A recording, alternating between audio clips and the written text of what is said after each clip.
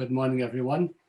As we discussed on Friday, Rabbi Shimon, the son of Gamliel, says that all my days I've grown up among the sages, v'lo matzati laguf tov mishtika, and I've not found anything better for the body than silence.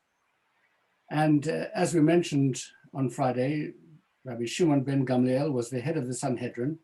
He had grown up in a house, in a home that would have been filled with the talk of the sages of the time, both in terms of Torah learning, also in terms of the political situation. Words would not have been strange to him.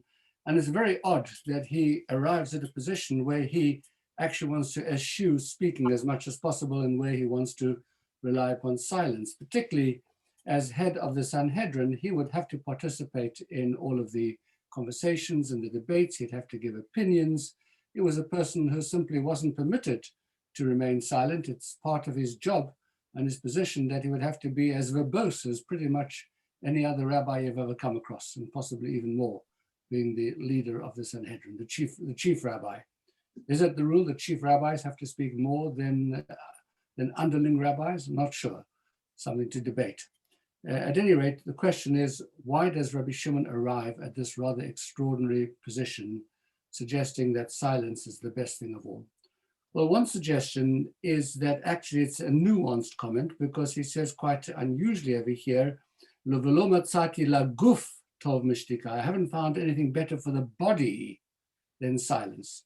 Mean to say that depends what kind of words you're talking about. If your words are words which relate to bodily matters, to material matters, prattle, the kind of ordinary conversation that people have, which inevitably revolve around things which are fairly superficial. What does one talk about when you get together?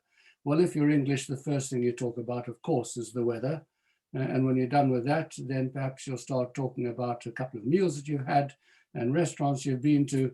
And then you move on to clothes. Clothes are very important, about where you bought this and bought that and how it didn't fit. And then, of course, you'll have to get onto Amazon deliveries, because that's an important conversation these days about how it's amazing. It doesn't matter which day of the week you order something on Amazon, it's always going to arrive on Shabbat, etc., etc., etc.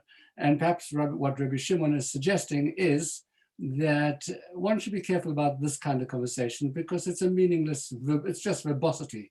It's just people talking. If you want to talk, try and lift your conversation. The gift of speech is one which is not to be abused. It should be lifted up to talk about slightly higher things and slightly more spiritual or of an intellectual nature. And certainly in a Jewish context, one talks, I've heard Torah scholars, really amazing when they get together. There's no exchange of little, sitting together at a dinner, for example. I've sat next to Torah scholars. Now you sit at the dinner table next to someone. What do you talk about? You scratch your head to try and find things to talk about to the person next to you. But I've listened to Torah scholars, and it's amazing. From the very outset, they engage in Talmudic conversation. This one quotes a question that he had from over here, and that one's able to answer them from there. And the whole conversation is an entirely different level. It's really awesome. It's just quite wonderful to listen to these conversations of sages of such an elevated nature. They don't even mention another person at all, unless that person happens to be one of the personalities of the Talmud, quoting that person. And perhaps this is what Rabbi Shimon, in his high position as head of the Sanhedrin, is suggesting, that with this gift of speech, just be careful how you actually use it. Try when talking to people to talk about things which are of a slightly higher nature, rather than all the ordinary matters of daily life, which, as he's going to tell us a little bit later, eventually get you into the trouble, because ultimately, sure as eggs, you're going to end up speaking Lashon Hara about someone.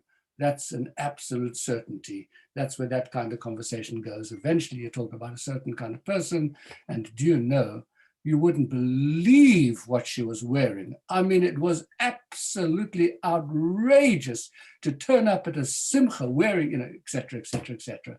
That's Rabbi Shimon. That's one explanation. And there's another one as well, which we'll talk about tomorrow.